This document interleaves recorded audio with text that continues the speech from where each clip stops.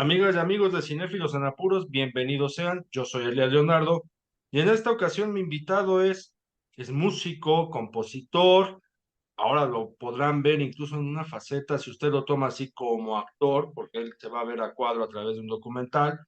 Y bueno, un hombre de música, vocalista de San Pascualito Rey, pero también compositor de bandas sonoras, que es por el motivo que estamos aquí. Bienvenido seas, Pascual Reyes. Hola, ¿qué tal, Elías? Mucho gusto, muchas gracias.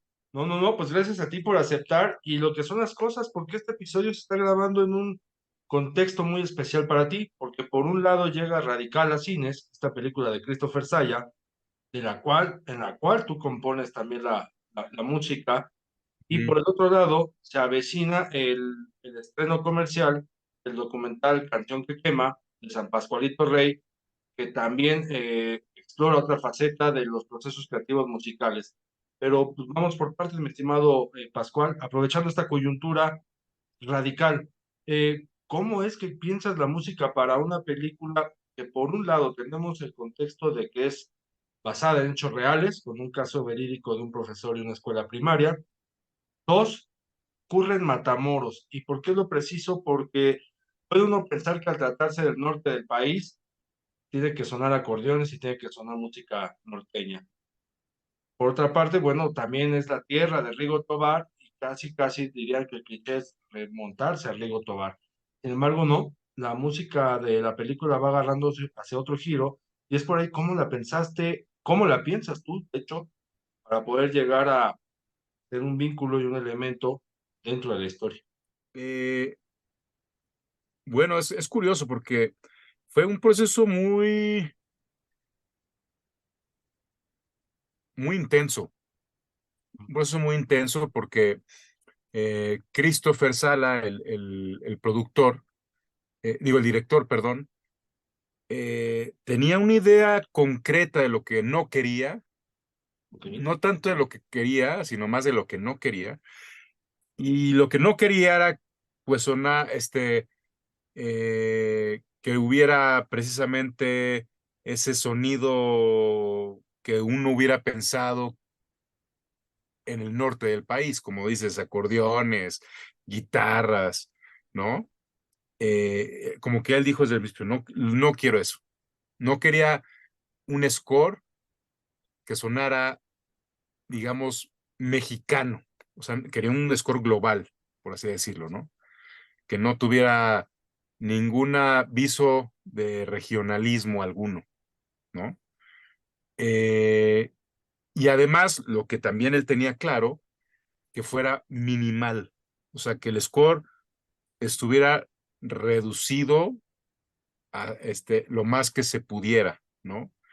Que no hubiera la orquesta, ni las cuerdas, ni ningún tipo de grandilocuencia. No quería que la música afectara el juicio de la audiencia, Ujú. que lo predispusiera, perdón, que lo predispusiera a alguna emoción, no quería eso.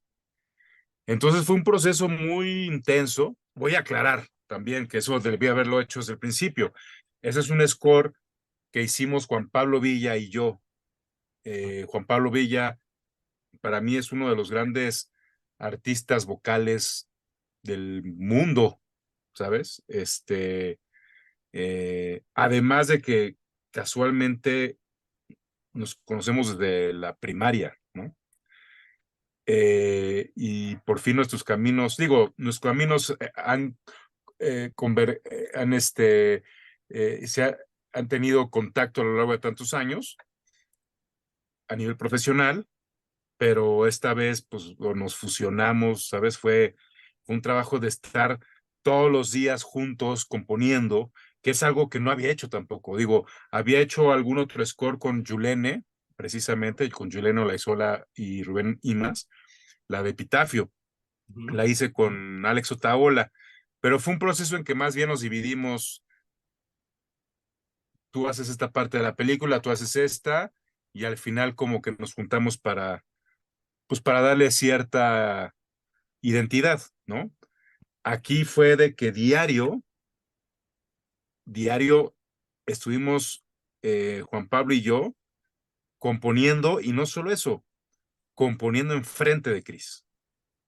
O sea, Chris estuvo aquí atrás 2 semanas seguidas, todos los días, a las 7 de la mañana ya estaba aquí, y componíamos enfrente de él. Nunca me ha pasado eso, ¿no? Pero él tenía una idea tan, pues, no, tan concreta de lo que quería y de lo que no quería, que la única manera de llegar ahí era que él estuviera aquí, ¿sabes? Fíjate, es que vamos desmenuzando tu carrera también como compositor de bandas sonoras, que sabemos de historias de directores que ya llegan con la película terminada y le dicen al compositor, órale, ahí está, ¿no? O sea, a ver qué te sale. Hay otros que dicen, no sé, nada más se me ocurre que la idea es de va a venir un marciano y van a ocurrir cosas, ahí te encargo, ¿no? Y el compositor tiene que imaginar, idealizar y visualizar una película que no conoce, incluso muchas veces sin escenas o sin guión. Hay de todo, ¿no? Ha habido historias de todo. Y en este caso tú ahorita me comentas de que ya es con la presencia de un director atrás, con un trabajo diario, eh, con un compañero que es Pablo Illa, pero ¿cómo ha Juan sido Pablo, también, Juan Pablo Illa, cómo ha sido para ti el proceso? Vamos a empezar si quieres desde el origen, de introducirte al mundo de componer para cine. pues es curioso, todo se lo debo a San Pascualito Rey, mi banda. Quien no sepa, tengo una banda que se llama San Pascualito Rey. Ya llevamos 23 años de carrera, llevamos 5 LPs, un DVD de en vivo, et- etcétera, etcétera. Y es un grupo muy, que la música, muchos dicen que es muy cinematográfica, ¿no? Eh, y tan lo es que mi primera película en la que, bueno, vamos a irnos más para atrás. Yo empecé en la universidad a musicalizar cortometrajes de cine. Yo estudié comunicación. Entonces, para graduarte tenías que hacer un cortometraje. Entonces, eh, dos cortometrajes los musicalicé, y los musicalicé no tanto con score, sino con canciones, ¿no? Eh, claro, sí había momentos instrumentales, pero en realidad lo importante eran las canciones. Eh, Ese es, digamos, es así mi primer contacto de imagen con música, ¿no? Un par de cortometrajes universitarios, y después, pasado ya el tiempo, yo me gradué en el 99, 2000, y en el 2009 me encuentro, San Pascualito Rey empieza en el 2000, ¿no? Entonces, desde el 2003 ya teníamos disco, y en el 2009 me encuentro con un amigo de la universidad que se empezó a dedicar al cine. Su nombre es Raúl Cuesta. Eh, Él y Anaís Huerta, que es una directora francesa, iban a coproducir un documental que se llamó Rege. Un día me los encontré, de hecho, en un cine. Ujú. Me los encontré y me dice, oye, Anaís es muy fan de San Pascualito Rey, y vamos a hacer nuestra primera ópera prima, bueno, nuestra ópera prima, y queremos que algo del sonido de San Pascualito Rey esté en la película. Y ya, ese fue fue mi primer trabajo pagado por hacer el score de una película.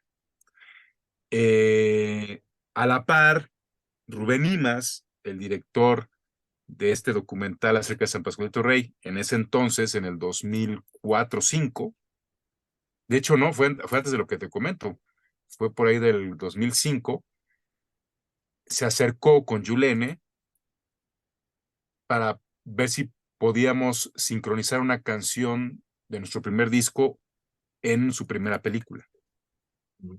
Ahí no hice score, ahí nada más fue como licenciar, pero ya empezaba el acercamiento de directores de cine hacia San Pascualito Rey y eventualmente conmigo, ¿no? Total, Nos adelantamos otra vez al 2009, termino el score de Rege, una experiencia muy, muy chingona. Y alguien ve mi trabajo, estaba ahí hablando de un supervisor musical que se llama Hermino Gutiérrez, que es uno de los supervisores musicales en México en México y Latinoamérica, más importantes que hay. Eh, También era fan de San Pascualito Rey, este supervisor musical, vio una película que musicalicé y me invita a hacer un mediometraje dirigido por Jorge Michel Grau, que se llamó Chalán. Era un mediometraje para televisión. Hago el score y después él como supervisor musical, que en México, digamos, el supervisor musical hace un poco la labor de sugerir quién hace sugerir al director quién podría hacer la música de la película, ¿no? Y a raíz de eso, además de que nació una amistad muy fuerte que ha durado muchos años, empezamos a trabajar juntos en varias películas, entre ellas Colosio, la película, ¿no? Ujú. Dirigida por Carlos Volado, Loca por el Trabajo, protagonizada por esta Regil, ¿cómo se llama? Bárbara de Regil. Bárbara Bárbara Regil, Ishkanul, que fue la primera película de Jairo Bustamante. En fin, empezamos a trabajar mucho de la mano. Hicimos series como la primera biopic en Latinoamérica, que fue la de Juan Gabriel, la de Hasta que te conocí. Hice el score también del César, también una biopic. Ujú. En fin, hicimos una muy buena amistad y él vio que pues tenía yo eh, aptitudes, ¿no? Para musicalizar películas. Mira, ya ahorita ya tiraste títulos que son de distintos géneros, ¿no, Pascual? O sea, ya me tiraste una comedia, estamos hablando también de un, digamos, melodrama de corte político con el tema de Colosio o thriller político, estamos hablando de Hasta que te conocí, que es basado en la vida de Juan Gabriel, y bueno, ya también mencionaste a Jairo Bustamante, que ya no vamos a llegar a él, ¿no? ¿Por qué? Porque habla de una, te has centrado a todos los géneros, que yo me imagino que para ti como creativo musical también debe ser muy interesante estar explorando cómo embonar la música con cierto género, cómo embonar la música con ciertos personajes y con ciertas emociones que van sucediendo en las tramas. ¿Cómo ha sido para ti precisamente también en lo personal esta evolución de irte probando, de ir viendo, de ir introduciéndote en distintos géneros para llegar no solamente a lo que yo concibo ya también como una, se escucha, una madurez muy particular, sobre todo a partir del score de La Llorona, sino que además es como, oye, volteas y antes éramos Raúl Lavista y Gustavo César Carrión, nuestros compositores, ¿no? Si tú ves una película del 9 vas a ver su nombre, o sea, seguro. Pero ahora Ajá. ya está Pascual Reyes ahí, es como, no nada más es el vocalista de San Pascualito Rey, sino que también ya tenemos un compositor que ha venido, te digo, probándose tanto en series como en películas de distintos géneros. ¿Cómo ha sido para ti también ese proceso evolutivo? Es muy buena pregunta, porque, vamos, mi instrumento principal siempre ha sido la guitarra, ¿no? Reggae la hice, es un score en que todo es guitarra, ¿no? Eh, Era como mi acercamiento más natural. Después de Reggae, y digo, soy muy malo para ordenar los eventos de mi vida en la memoria, Todos, yo pero también. este, después de Reggae siguió, antes de Coloso y antes de Hermino Gutiérrez, siguió Cefalópodo de Rubén Imas. Mm. Siguió Cefalópodo, que ahí me invitó a hacer el score también, siendo fan de San Pascualito Rey, me invitó a hacer el score. Aquí sí él no quería necesariamente nada que tuviera que ver con San Pascualito Rey, pero vio Rege. Entonces Rege le inspiró como para el score de Cefalópodo. Y en Cefalópodo volvió a usar la guitarra, ya de otra manera, más efectista, una guitarra eléctrica. Rege fue una guitarra acústica. Después Ya llegó Herminio, vio Rege, vio Cefalópodo y me empezó a llamar para otros proyectos más diversos, ¿no? Eh, yo ya no podía seguir con mi guitarra. O sea, ya sabía que no podía seguir con mi guitarra. De una manera muy intuitiva, hice Colosio, la película, porque también hice la serie en Sí, sí, Netflix. De una manera muy intuitiva, hice Colosio, claro, apoyado desde ese entonces de amigos, ¿no? Que me rodeaba que son muy talentosos. Hice algunas películas hasta que llegó una serie, fue mi primera serie, que se llamó El Capitán Camacho, que fue una serie de Fox Latinoamérica. Para esa serie de Fox Latinoamérica se empezó a barajear la posibilidad de grabar con la orquesta de Checoslovaquia, algo así. Y ahí dije, ay, güey, en la madre, cabrón. O sea, ya no es de mi guitarrita y mi MIDI sí, y nada sí. más, y mis cuates, ¿sabes? O sea, no, ya es algo, o sea, ya están dando orquestas. Y yo dije, yo ya debo de empezar, o sea, ya no puedo estar en este lugar, digamos, ¿no? Debo de ponerme a aprender, a preparar. Y entonces me metí a un diplomado de orquestación en línea en Berkeley. Ujú. Curioso porque había dos niveles de diplomado, vi el temario del primero, dije, no, pues se me la pela, entré directo al segundo y no mames, o sea, cuando entré dije, ¿qué es esto? ¿No? O sea, debí haber tomado el primero, ¿no? Pero mi pinche soberbia me ganó y, y, y bueno, ahí me tienes afortunadamente rodeado de amigos músicos muy talentosos. Imagínate, estaba con el otrora baterista de San Pascualito Rey, Luca Ortega, que es un gran arreglista, productor, compositor, oído absoluto, etcétera, etcétera. Sí, se las sabe Estaba, todas. o sea, de todas, estaba con Alex Otaola en la guitarra de San Pascualito Rey en esa alineación, ¿no? Alex Otaola, un monstruo musical, Y un sobre todo, cinéfilo con mucho además, conocimiento. además de cinéfilo, es un monstruo musical, sobre todo en cuestiones de armonía, ¿sabes? Es un armonista.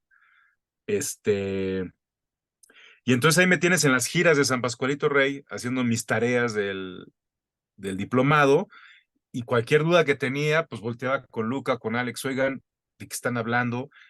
Y entonces me coachaban, no sé, imagínate, tenía mis propios asesores, Ujú.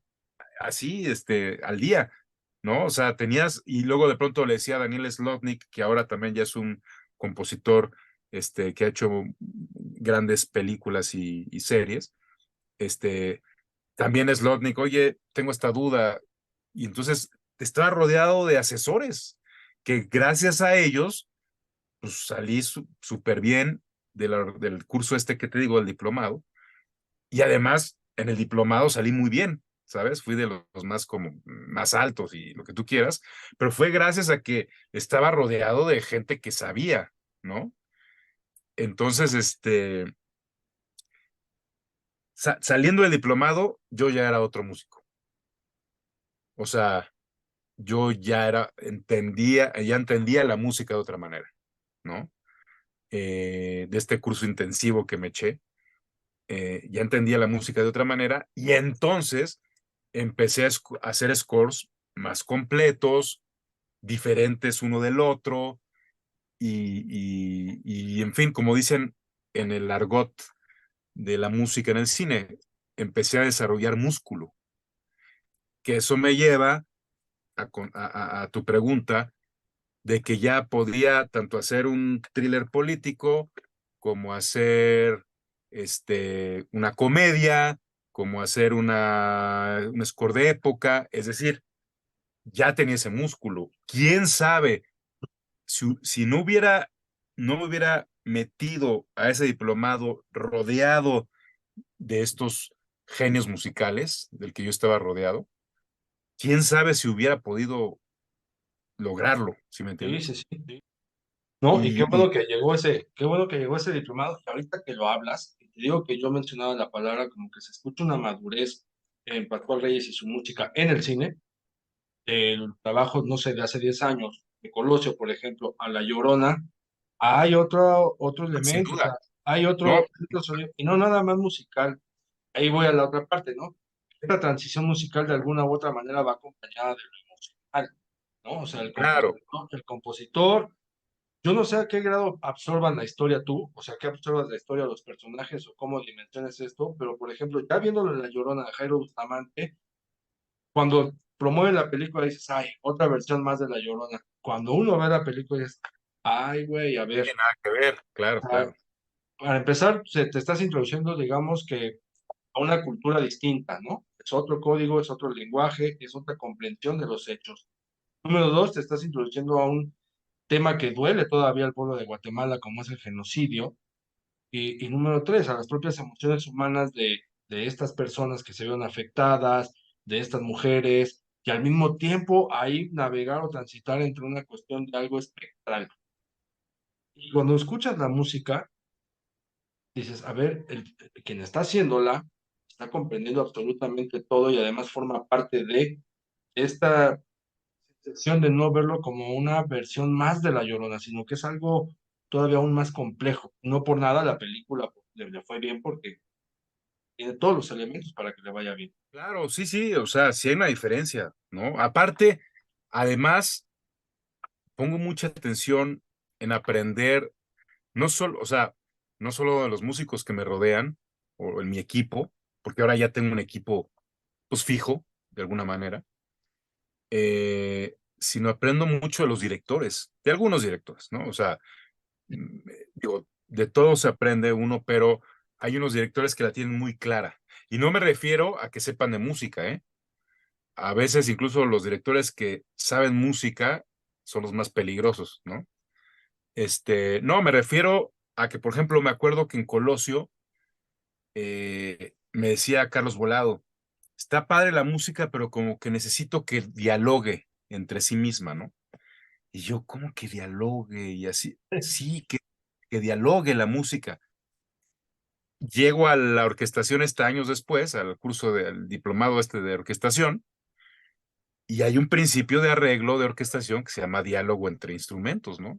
O sea, desde entonces, y Carlos no sabía música, ¿eh? No, no sabía de principios de música, simplemente él sentía que faltaba ahí una pregunta y una respuesta en la música, ¿no? Y yo aprendí eso de Carlos, ¿no?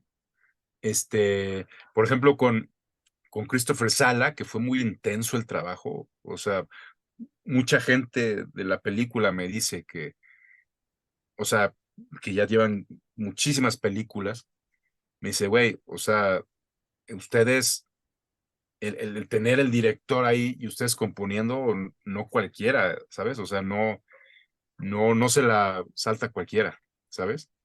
Es como siempre lo comparo con el meme, no sé si has visto el meme de el dictador norcoreano atrás de un güey con su computadora y el meme Sí, dice, esto es estrés, güey, ¿no? sí, sí, Es lo sí, mismo, ¿no? sí. O sea, tienes aquí al director diciéndote, "Nah, es una porquería, si me gusta más o menos, ¿sabes? Y aparte el tiempo sigue corriendo, ¿no? O sea, entonces, pues nada, sí lo que aprendí, por ejemplo, de Christopher Sala, siempre lo que él quería era no predisponer a la audiencia.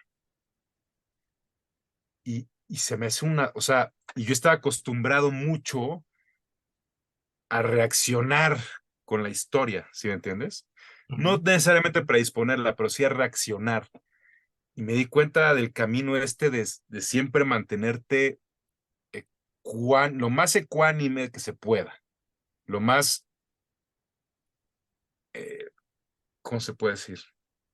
Eh, lo más quieto posible, ujú, emocionalmente quieto, y que la historia haga lo suyo. Entonces, como que eso, o sea, el aprender ese camino, pues también me generó otra opción para proyectos futuros, ¿sabes? Ahora, cada proyecto tiene su propia necesidad, ¿no? pero ya tengo esa, ese camino de que ya ahorita que estoy haciendo, por ejemplo, una serie, estoy trabajando en una serie, trato de contenerme más que antes, ¿sabes? Musicalmente trato de contenerme más. Y entonces, o sea, ya es algo que ya se me sumó a mi aprendizaje, ¿no? Tuve la oportunidad, fíjate, antes de Radical, este año también tuve otro estreno, que fue una serie producida por Eva Longoria y protagonizada por Eva Longoria, pero es una serie gringa para CNN en Estados Unidos. Ahí estuve de la mano con Tony Morales, que es un multinominado al Emmy, etcétera, etcétera, ¿no? Eh, y trabajamos también, Tony y yo. Tony no sabe español, ¿eh? Es Morales, pero no sabe español. Este, llegamos a una compenetración tal y dije, güey, o sea, es lo mismo, vamos, mi trabajo y le va igual de bien allá que aquí, ¿sí me entiendes? O sea, como que tuve esa confianza de que lo que yo hago, pues está a nivel lo que yo hago aquí está a nivel de Estados Unidos, ¿sí me entiendes? Y no lo dije yo, o sea, me lo decía, digamos, el co-compositor, y que aparte era titular, digamos, del proyecto, ¿no? Me decías, oye, ¿cómo haces esto, no? No, pues así, o sea, como que de pronto se sorprendía de cosas que hacía, ¿no? Entonces dije, puta, qué chido. Y de hecho, la música de esa serie está nominada ahorita al Emmy, ¿no? No estoy nominado yo, en particular, por una cuestión ahí estúpida de que el capítulo que mandaron a consideración para los Emmys es el que menos música tenía mío. Pero, Pues, o sea, y incluso hasta metió ahí un reclamo Tony de, güey, sí, ese capítulo no, pero el resto de los capítulos güey, o sea, la cortinilla, ¿sabes? O sea, una este, banalidad, de verdad. y bueno, nada más está él nominado, pero sea, acabamos de publicar el score en Spotify y Sí, bueno, ahí sí lleva mi nombre, ¿no? ¿No? sí, pero Pero bueno, perdón. no, pero las puertas se están abriendo hacia el exterior, ¿no? O sea, Sí, sí, sí. Esta película de Derbez es dirigida por Christopher Sala ujú. y producida por Ben Odell, ¿no? Es una producción, digo, no tengo certeza de dónde viene el recurso, pero bueno, a final de cuentas es una coproducción México-estadounidense, ¿no? Es más, ni sé si es mexicana, básicamente, o sea, está hablada en español y está hablada en español y la protagoniza Eugenio, pero no sé si siquiera está considerada como mexicana, ¿sí me entiendes? Sí, pero las puertas, o sea, las puertas se están abriendo y se están abriendo en función de tu trabajo, un trabajo que ha ido en plan ascendente. Que te digo, sí se nota cómo cambia la música de Loca por el Trabajo, que a lo mejor también fue una película muy criticada, muy cuestionada, porque es mala, la verdad lo es, pero uno va prestando atención a otros elementos, ¿no? Y dices, oye, aquí ya está sonando este chavo. Pues apareces en Colosio la serie, está apareciendo también, esto suena. Pero de repente llegas a La Llorona y ya no suenas igual. Es como decir, o sea, también Pascual está dándole por otro lado. Yo recuerdo cuando publiqué acerca de La Llorona, que hasta lo retuiteaste, le diste like, que me decían, es que tú estás hablando más de la música que de la película. Pues es que a ver, entendamos cómo está la música, nos está también guiando, ¿no? Y está madre que la música sea de un mexicano, tratando también de contar una historia del cine guatemalteco que me parece que por lo menos el año pasado, los últimos 2 años, es un cine al que hay que voltear a ver porque está contando muy bien las cosas. Y ahora también ya estás colándote en Estados Unidos.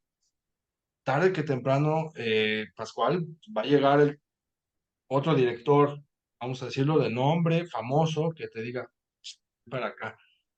En ese sentido, o sea, va a sonar medio absurda la pregunta, pero ¿te sientes preparado? O sea, preparado para llegar con un director de estos que dices, ay, güey, mira, yo me senté a ver la película de él ayer y ahora me voy a poner a trabajar con él. Uno nunca está preparado, ¿no? Eh, o sea, por muchas películas que haga, con los directores que tú quieras, siempre vas a llegar a una hoja en blanco, ¿sabes? A tu película, a una película, o sea, claro, tengo una estructura, ¿no? Tengo un equipo, una estructura, y es lo único que va a ser, este, va a estar en común con el resto de las películas, ¿no? Fuera de eso, nunca sé con qué me voy a enfrentar, ¿sabes? O sea, por ejemplo, y tú ya viste la película Radical, Ya, ya. o sea, es casi pura marimba, Ujú. ¿no? Casi pura marimba y voces, obviamente, ¿no? Entonces,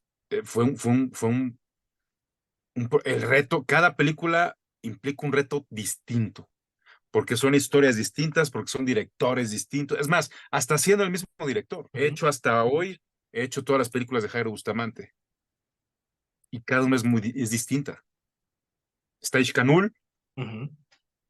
después es Curioso Temblores, según yo había hecho el mejor soundtrack de mi vida, el score de mi vida, y en la THX Jairo decide que la película se va sin música. ¿Cómo? Sí, o sea, dices que no necesita música. No porque estuviera mala, digo, él me la probó y aparte ya estaba mezclada, producida, grabada con orquesta, con todo. Y a ver, le dijo al del THX, a ver, ponle mute. Y la vio sin música y dice, no necesita música, ¿no? Que para mí fue en ese momento fue un trauma, güey, imagínate, ¿no? No, Según yo había claro. hecho y de pronto, oye, ¿qué crees? Se va a ir sin música. ¿Por qué, cabrón? Digo, güey, y no tiene nada que ver con el pago ni nada. Yo ya estaba Sí, sí, es pagado y eso. la obra, la Le- autoría, la creatividad. Sí, bueno, ya tengo la fortuna de que he vivido muchas situaciones curiosas, ¿no? En películas, hay películas en que el director de plano dice, no, no me entiendo contigo, bye, ¿no? Afortunadamente me ha pasado, ¿no? Y digo afortunadamente porque si vuelve a pasar ya no me va a pegar como la primera vez, ¿sí me entiendes? Sí, claro. Y porque puede volver a pasar y porque le pasa a los grandes, ¿eh? Entonces, pues mira, de pronto ya hice una serie para CNN internacional. De hecho, acabo de recibir un mail la semana pasada que está por estrenarse en la BBC, ¿no? De pronto ya hice esta de Radical que se va a estrenar en Estados Unidos.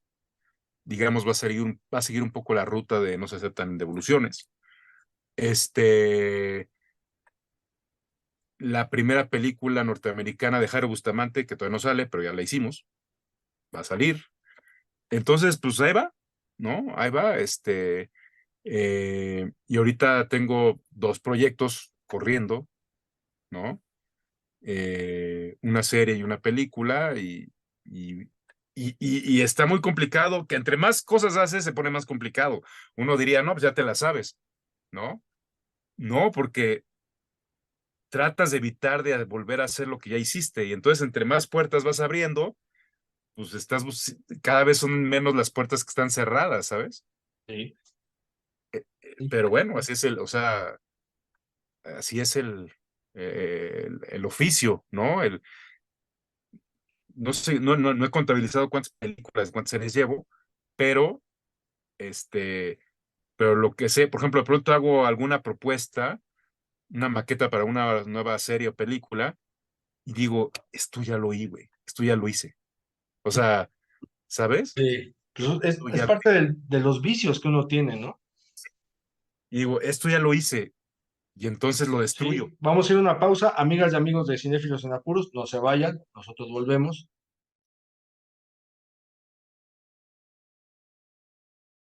Amigas y amigos de Cinéfilos en Apuros, ya estamos de regreso. Pensando también en estas evoluciones que vas teniendo, intuiciones, experimentos, pues lo que lleva la música en sí. Pero ya sumergiéndonos al tema del cine, Pascual, ¿tienes alguna influencia en especial con algún otro compositor que hayas escuchado en cine? Digo, yo sé que por ahí te gusta Ludwig Göransson, ¿no? El compositor de Sí, me la banda encanta sonora Ludwig, lo que hace. de Creed.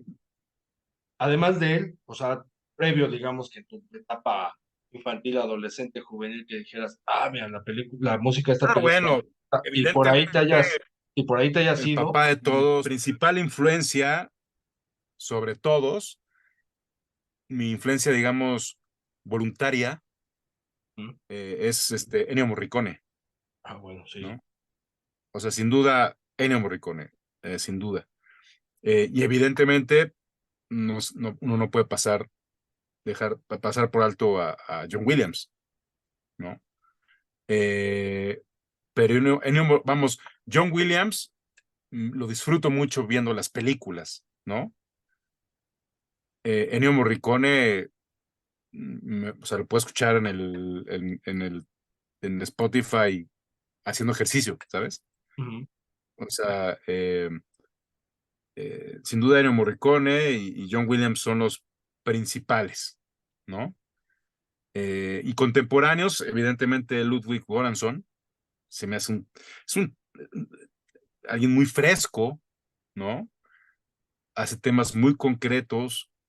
eh, Me encanta cómo usa la síntesis cómo la mezcla digamos, los instrumentos tradicionales, ¿no?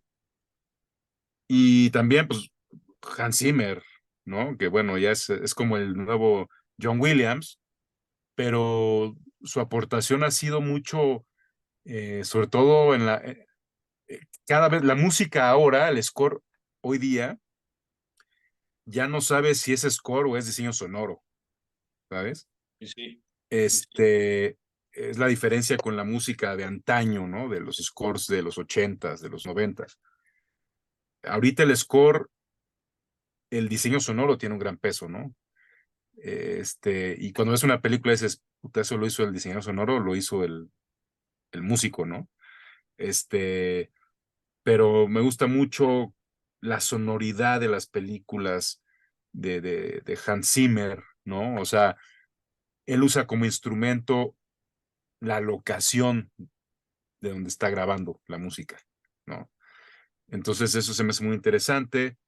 Johnny Greenwood, el guitarrista de Radiohead, que también hace muchos scores, que a la vez él tiene mucha influencia de Penderecki, también me gusta mucho. Hay incluso un score de Tom York, Suspiria, ¿no? De la película Suspiria, un remake. El score está increíble y lo hizo Tom York. Y también, como en mi altar, tengo a Trent Reznor de Nine Inch Nails. Ah, Ah, mira, bueno, Trent Reznor y Atticus Ross. mira, mira, mira. Y te preguntaba también esto de las influencias, pues porque al final uno absorbe, no solamente nombres, ¿no? Estás absorbiendo géneros, estás absorbiendo personajes. Y en esta ir y probar, te digo, ya probaste comedia, thriller político, melodrama, como mexicano, digamos, si nos atenemos a lo que es la cultura mexicana, pues hay todavía hay algunos géneros que empiezan a asomarse para ser respetados. Recientemente el terror con Huesera, ¿no? De Michel Garza Cervera. Ujú. O hace tiempo que ya no tenemos un western, sin embargo el western está resucitando en Estados Unidos, recientemente con Scorsese. ¿Qué género te gustaría explorar? ¿No? O sea, también para desarrollar la música, decir, ay, a ver, a mí, aviéntame una de terror o aviéntame un western. Mira, yo no sé mucho de géneros. Claro que los abordo, los he tenido que abordar, Mm, pero en los scores como tal, no hay géneros. Eh, o sea, por ejemplo, en este proyecto de Radical, pues, tú lo escuchas y no suena a un género, es mm, simplemente música con marimba y voz, ¿sabes? Eh, He hecho películas de terror, no precisamente de susto, pero sí de terror. Por ejemplo, La Llorona, mm. ¿no? Que lo tuve que abordar no de una manera convencional, porque pues, la abordé de otra manera, o sea, abordé el terror de otra manera, porque usé una paleta de sonidos, como por ejemplo instrumentos prehispánicos, em, chirimía, ¿no? Que es una instrumento de viento en Guatemala, ¿sabes? Ahorita, la película que acabo de hacer con Jairo, bueno, que hice el año pasado, que todavía no sale, está basada en coros de niños, ¿no?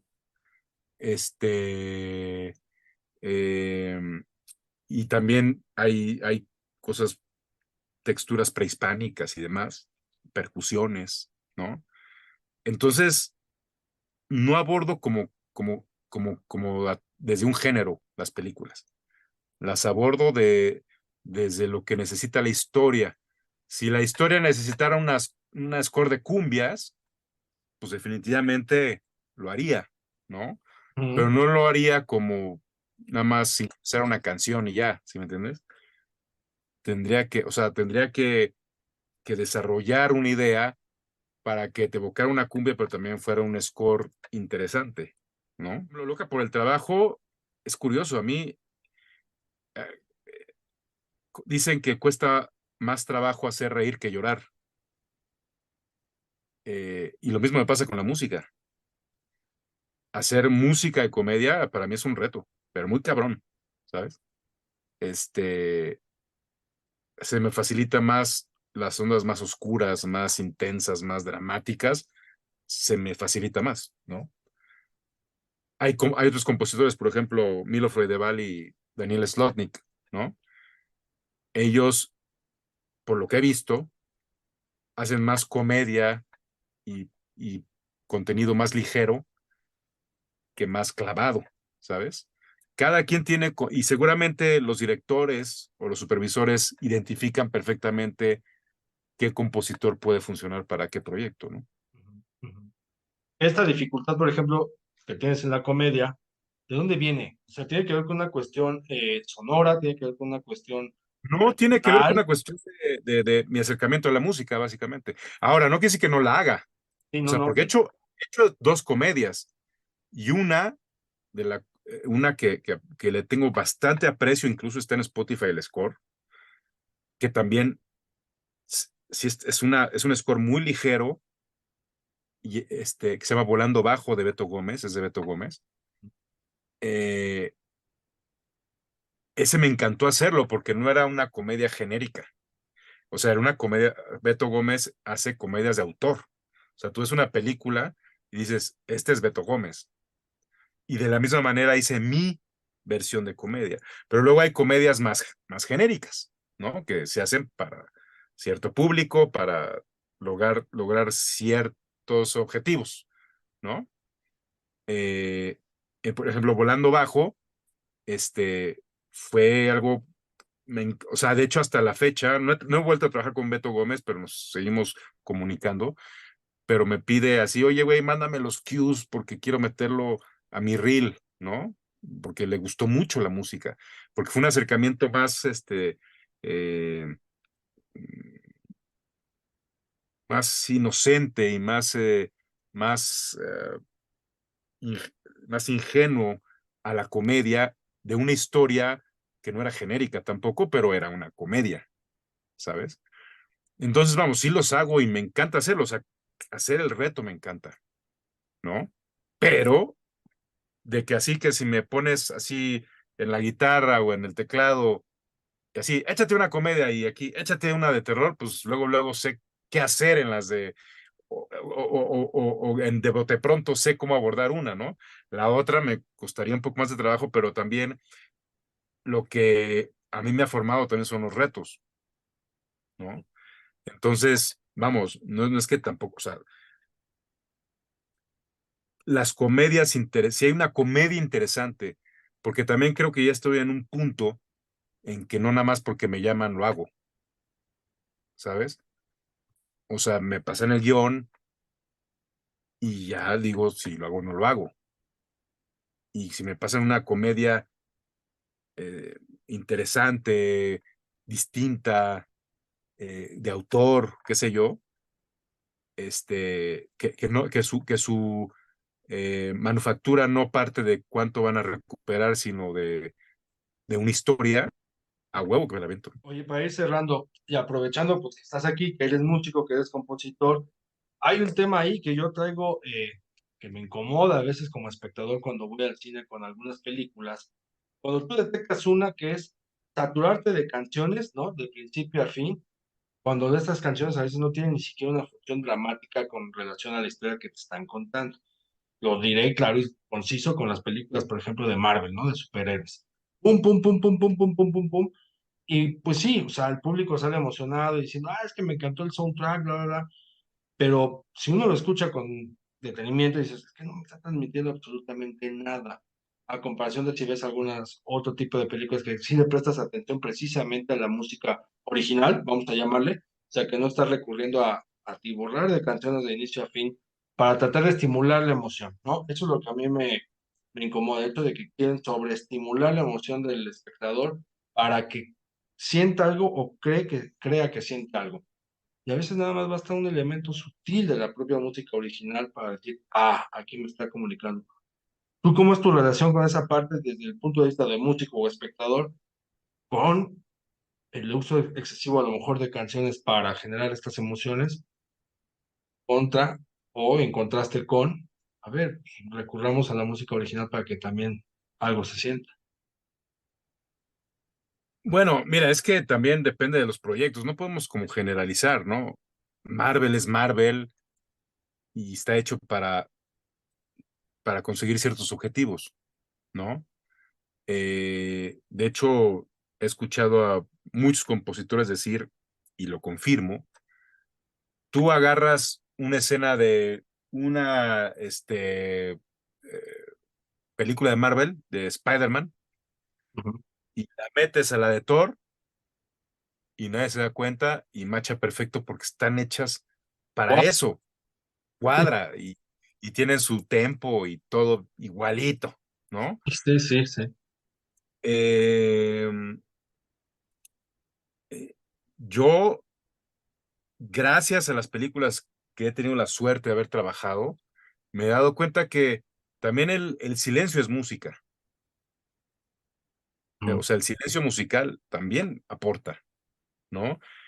Porque la música, siempre le digo a mis alumnos, la música es un pequeño engrane de una gran maquinaria que es una historia. Y lo más importante que hay que tener presente en una historia, más bien, lo más importante que hay que presente en una película es la historia. Si la historia se cuenta tocando una nota eh, y después 3 minutos o 4 otra nota o la misma nota, si así se cuenta bien la historia, está perfecto. Ujú. Me di cuenta, por ejemplo, una de mis primeras experiencias fue Ishkanul de Jairo Bustamante, su ópera prima. Tiene un cue en toda la película, que fue, yo hice ese cue, pero era un cue en la cual cargaba, tenía la carga, digamos, de lograr muchas emociones y cerrar la película, pero era un cue, o sea, el último cue, ¿no? Y por ese cue tuve nominaciones a, por ejemplo, a los premios Platino y de pronto me encontraba en Uruguay diciendo, por un cue estoy aquí, güey. Cuando estoy compitiendo con otros músicos muy talentosos que están compitiendo por todo un score y yo nada más estaba ahí por un cue, pero era lo único, o sea, no necesitaba más esa película, no necesitaba más música. Pero ¿ves? O sea, es que las historias hablan por sí solas en cuanto a transmitir emociones, ¿no? No hay, como que no es necesario Claro, no es necesario tener, no, no, para sobreestimular nada, esta no, no. parte. Y yo he tenido la suerte, porque en su momento fue suerte, ¿no? Me llegaban esos proyectos, de aprender que claro, el silencio y aparte, eh, la música no solamente aporta al ritmo, pues está la edición, que es lo más importante, ¿no? La edición narra. ¿Qué ¿No? más ritmo, qué más musicalidad que la edición de video, ¿sabes? De imagen, pues, ¿no? Entonces, también. yo llego como compositor a un punto donde estoy aportando a esa narrativa de montaje, ¿no? Y eso, y fíjate, eso es muy importante para un músico que se dedica o se quiere dedicar al cine o a medios o a narrar historias, ¿no? Series, qué sé yo. Porque evidentemente el músico, por su naturaleza, pues se deja llevar por el ego. Hace poco platicando con un gran productor mundial, no voy a decir su nombre, pero un gran productor que produce cantidad de artistas pop en México y Latinoamérica y en Estados Unidos. Hablando con él, me decía que, eh, que él empezó haciendo música para películas, precisamente. Y lo que le cagaba es que cuando veía la película, pues, su música sonaba bajito, ¿no? Pero él no podía con esa idea de que algo estuviera por encima de su música. Sí. Entonces, un músico que se dedica al cine debe de tener presente que lo más importante es la historia, es contar la historia. No importa si usas dos notas, no importa si usaste la orquesta de Checoslovaquia, la de Londres, no importa. Lo importante es narrar, o si usaste una nota de un piano desafinado, no importa. Lo importante es que ayude a la narrativa de la historia. Esa es nuestra misión del compositor para cine. Ah, qué maravilloso cierre en cuanto a composición, porque me quiero despedir con algo, mi estimado Pascual, aprovechándote que estás aquí. Hablando de canción que quema, quería hacerte esta pregunta a partir de lo que comenté con Yulene, ¿no? Que es como ella notaba que algunos de ustedes se sentían incómodos al verse a cuadro porque contrastan con una realidad, contrastan con diferentes sentimientos. ¿Cómo fue para ti la experiencia de ver a cuadro este documental terminado y de ver a cuadro lo que fue el proceso que cuenta precisamente la película? Fue un proceso, vamos, que en un principio tuve muchos banderazos, ¿no? Vamos, cuando se grabó ni siquiera sabíamos qué iba a pasar con lo que habían grabado. Es una película que ellos habían, vamos, que ni siquiera cuando la grabaron tampoco ellos sabían qué iban a hacer con ese material, hasta tiempo después.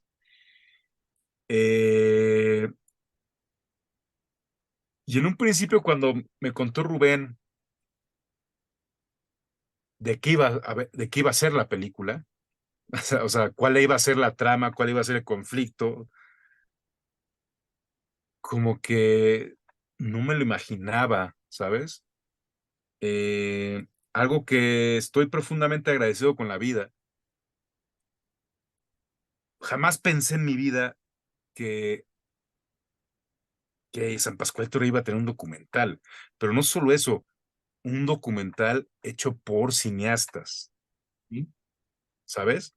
O sea, no era un documental tipo HBO, digo, perdón, VH1, ¿no? Ni historias engarzadas y ese tipo de cosas, ¿no? O sea, no, es un documental, es una obra cinematográfica. Estoy completamente de Entonces, acuerdo. o Sí, sea, en sí. toda la extensión de la palabra, sea San Pascualito, sea cualquier otra, ¿sabes?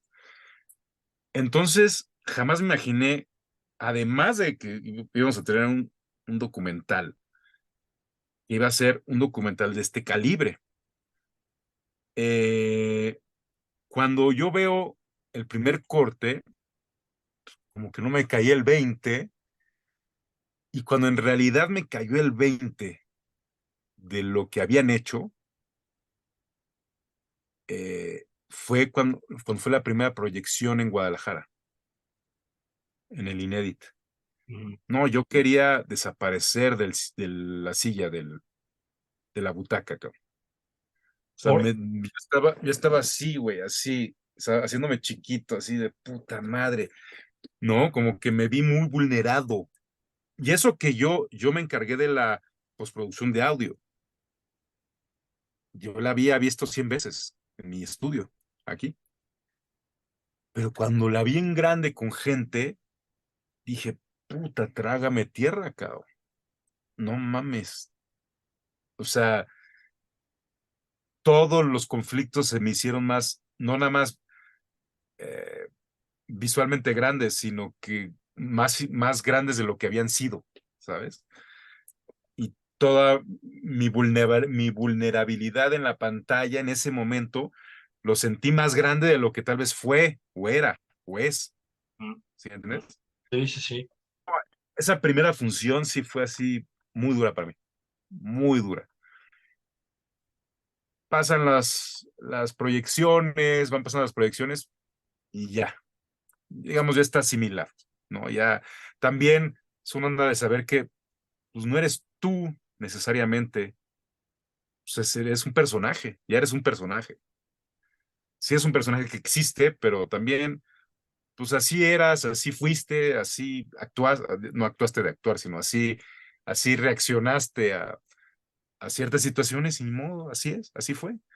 Y entonces ahora estoy en el plano de disfrutarlo mucho, o sea, de disfrutar que la gente lo vea, ¿sabes?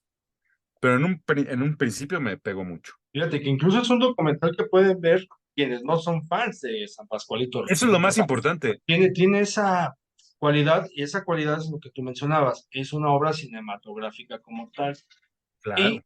o sea, yo lo vi en la Cineteca, en el marco de FICUNAM, con mucha gente, ¿no?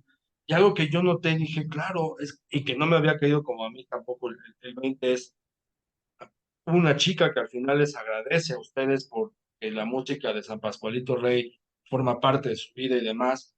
Y era una chica que no era ni de 20 años, pero tampoco era de mi edad, que tengo 40, sino que sí, yo como que digo, pues, ¿dónde lo ubico? Y me cayó el 20 de que, claro, es que San Pascualito Rey es una banda de este siglo. Y es una banda que no es nueva, pero tampoco es vieja, ¿no? O sea, Atlantita como en un limbo muy particular, muy especial. Y platicando con Juliana le dije, oye, ¿qué no? O sea, ¿por qué decidieron sobre San Pascualito Rey? Porque el resultado del documental nos abre la puerta a decir, ¿por qué no se han hecho más documentales antes en este tono de bandas que también podrían tener su documental desde hace mucho tiempo? Y creo que un gran mérito de que se haya hecho este documental tiene que ver con el tiempo de vida del propio San Pascualito Rey, ¿no? No llegó ni 10 años antes, ni va a llegar 10 años después el documental, sino que tenía que llegar en el momento justo, y creo que esa es otra virtud de que tiene la Y película. fíjate de lo que hablas, ¿no? De la gente, de la edad de la gente, ¿no? Sí, La semana pasada tuvimos 3 shows, ¿no? En Toluca, en Guadalajara y aquí en la Ciudad de México. Y y, y había una cantidad de gente, mucha gente de los 3 shows, que decía, por primera vez los vengo a ver. qué maravilla, O sea, después de 23 años, güey, sí, qué maravilla. ¿sabes? Y qué chido, o sea, no necesariamente son los mismos que han ido a ver 23 años, ¿no? O 20. O sea, cada vez más gente se acerca y se acerca a San Pascualito Rey. Y eso está chidísimo, o sea, estamos contentos porque, y eso que no ha salido la película, ¿no?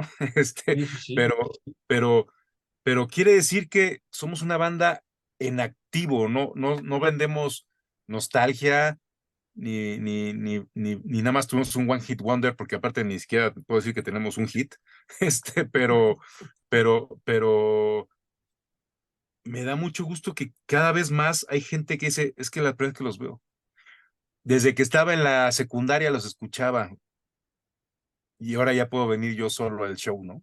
O sea, o de que estaba en la primaria los escuchaba, o mi papá los escuchaba, o mi mamá, o sea, de pronto dices, no mames, güey, o sea, de pronto ya vemos los hijos de los que nos escuchaban van a nuestros conciertos. Entonces Maravilla. es algo, al principio me sacaba mucho de pedo cuando empezó a suceder eso. Dije, ay, güey, pues ya estoy viejo, qué pedo, ¿no? Y ahora no, ahora más bien como que estoy más consciente de agradecerlo, güey, ¿no? De que se está, ya hay una nueva generación que se está acercando a San Pascualito Rey, ¿no?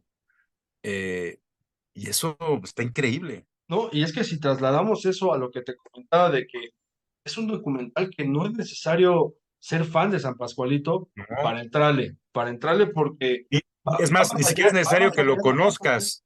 Sí, va más allá de ser San Pascualito Rey, ¿no? O sea, ¿Eh? nos introduce a otros temas, por ejemplo, el proceso creativo musical a mí me llamó mucho la atención, porque yo decía, bueno, el público habituado a ver documentales de bandas de rock o bandas musicales, llega como con este morbo de ver el cliché, ¿no? Que si drogas, mujeres, que se agarren a madrazos, etcétera, ¿no? Destrozos.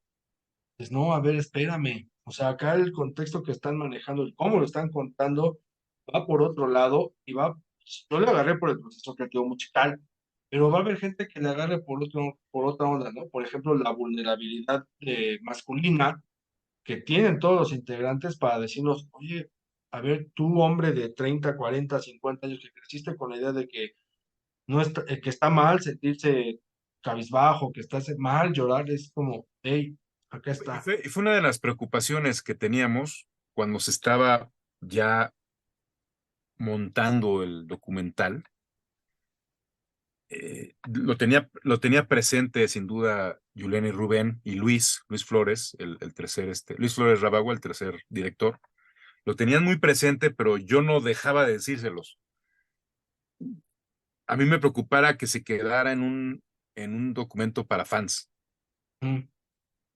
Y dije, es que nada más aguas porque debe de ser un documento universal, es decir, debe de tener su comienzo, su clímax, su conflicto, ¿sabes? Vamos, y lo lograron de una manera, pero excelsa, ¿sabes? Porque son cineastas que no se cuecen el primer hervor, ¿no? Sí, no, no, Este, no. o sea, entonces lo lograron perfectamente y tal cual. Hay muchas personas que nos está conociendo, pues, que no sabía nosotros y nos vio por primera vez en una muestra, ¿no? Entonces, ahora con que vamos a estar en Cinépolis, pues pues es una oportunidad. Claro, no va a estar viernes, sábados y domingos en todo el país, ¿no? Pero los pocos días que vaya a estar en las ciudades que vaya a estar, es una gran oportunidad para, para, para que la gente conozca a San Pascual Rey. Sí, sí, sí. O sea, yo me acuerdo que comenté cuando publiqué la crítica primero, soy nacido también fan ahí de Oli, ¿no? De Olivia Luna y Ruido Blanco, y estoy con Ah, ajá. ellos interactuando. Cuando leyeron la crítica es como, ¿dónde, cuándo se va a ver, ¿no? O sea, de verdad, digo, es que éntrenle con yo creo que hay que entrarle como con el sentimiento, pues, de que vas a descubrir una historia distinta, ¿no? O sea, como quítate un poco la Claro. idea que tienes de Pascual Reyes, de lo que haya pasado, lo que no haya pasado, porque de verdad la sorpresa va a ser otra. Y yo lo noté en esta función que fue en la Cineteca Nacional, donde hubo Ah, gente que salía de las funciones y se quedó, ¿no? O sea, se quedó. Me acuerdo que había un chavo que a fuerza quería besar a la morra y la morra hasta le dijo, ¿sabes qué? Ya vete de aquí, yo quiero ver esto. Y la ah. chica quedó conmovida Órale. precisamente de esta vulnerabilidad que ella no se esperaba de músicos, ¿no? ¿Por qué? Porque existe el estigma de que pues, van por la vida, sobre todo el músico mexicano, de que va por la vida siendo borracho, drogadicto, y que no es así, pero se ha No, o la estigmatizado. otra, ¿no? De que es puro triunfo. Pues no, no, no. Y en realidad, esa historia es la misma de todos los grupos, o sea, ¿sabes? Yo siempre digo en las entrevistas, es- pudo haber sido Porter, pudo haber sido cualquier otro, ¿sí me entiendes? Y hubiera estado, yo creo, igual de chingona, ¿sabes? Eh, vuelvo a lo mismo, más que un documento musical, es un documento cinematográfico, Sí. ¿no? Este, y, y, y, y, y agradecido con Rubén, con Yulene, con Luis y con la vida, pues de que hayamos sido nosotros, ¿no? O sea, no salimos en Rompan Todo, pero tenemos nuestro propio documental. Y mucho mejor, ¿eh? Sí. Sin bronca, o sea, sin bronca te lo digo. O sea, mucho mejor. Oye, Pascual, ¿algo que tú quieras agregar para para cerrar esta conversación. Nada, muchas gracias, Elias, por la invitación aquí a tu canal y pues nada, estén pendientes el 16 de noviembre, 17, el 17 de noviembre se estrena Canción que Quema. Va a haber como varias fechas. El 17 de noviembre, después el siguiente viernes y el siguiente viernes. Cada viernes se va a estrenar en diferentes ciudades, pero solo ese día, hasta donde tengo entendido.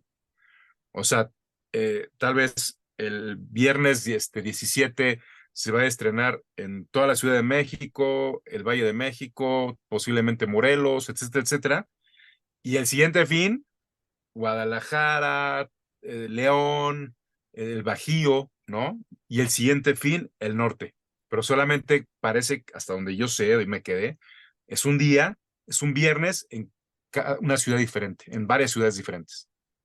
Entonces, no se confíen tampoco que, la veo la siguiente semana porque no va a estar la siguiente semana, ¿no? Ojalá y se llenen algunas y sí puede volver, pero bueno, de entrada van a ser proyecciones de cada viernes en diferentes ciudades, en cada viernes. Vayan, presten atención, conozcan a quienes están haciendo también su cine, quienes hacen la música de hoy día también en México. Y ya saben también, pasen la voz, denle like, compartan y sigan comentando, sigan opinando sobre qué temas les gustaría que platicáramos, porque aquí la conversación y el cine lo hacemos entre todos.